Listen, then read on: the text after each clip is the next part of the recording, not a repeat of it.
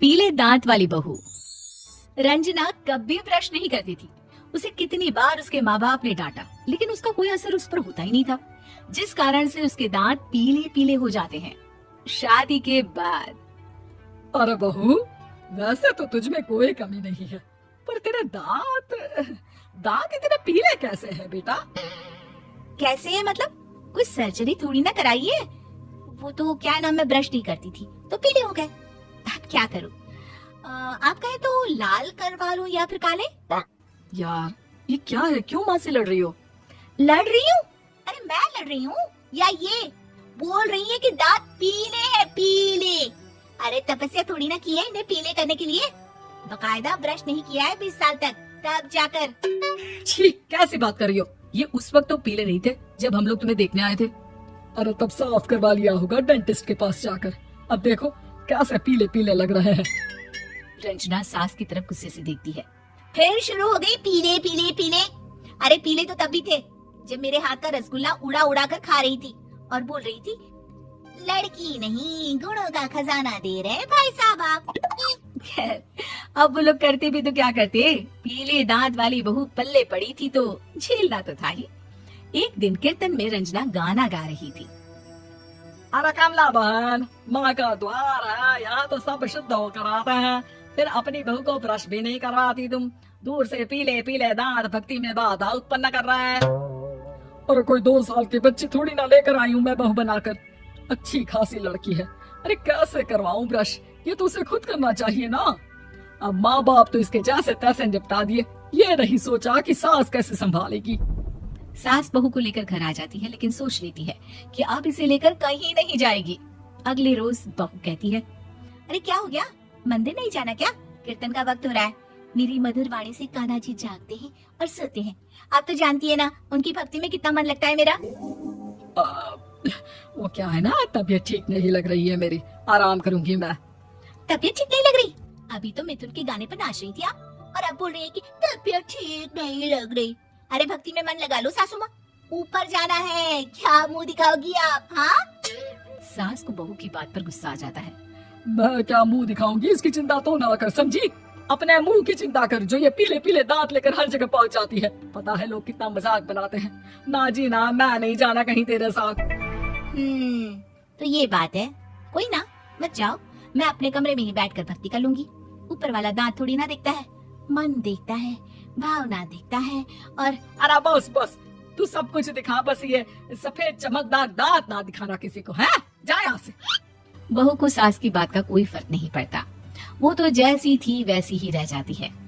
सुबह नहाकर किचन में खाना बनाना, फिर खाना खाना, कीर्तन भजन करना और सो जाना। एक दिन, माँ जी मैं सहेली के घर जा रही हूँ, शाम को लेट आऊंगी। हाँ, तो जाना, मैंने कौन सा तेरी आरती करनी है घर पर बैठकर। रंजना सहेली के घर जाती है, जहाँ वो पार्टी में जाने की तैयारी कर रही होती है। अरे शिखा, कहाँ जाने की तैयारी कर रही है? मैं गलत वक्त पर आ गई क्या? अरे नहीं यार, उल्टा से ये वक्त पर आई है। मैंने ये साड़ी और ज्वेलरी निकाली है यार, शाम को इनके ऑफिस की एक पार्टी में जाना है। बताना कैसा लग रहा है ये सब? नहीं यार, इस ड्रेस के साथ तो वो वाली ज्वेलरी अच्छी लगेगी। हाँ सही बोल रही है, मैंने ध्यान ही नहीं दिया। वैसे तो हमेशा से मस्त फैशन सेंस रखती है। तो बड़ा जाती होगी ना पति के साथ पार्टी में।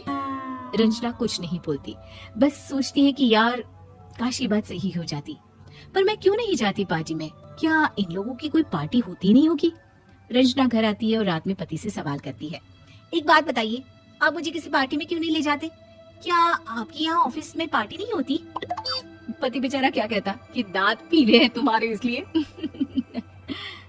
अरे कोई पार्टी होती नहीं हम लोगों के ऑफिस में, तो कहाँ से लेकर जाऊं?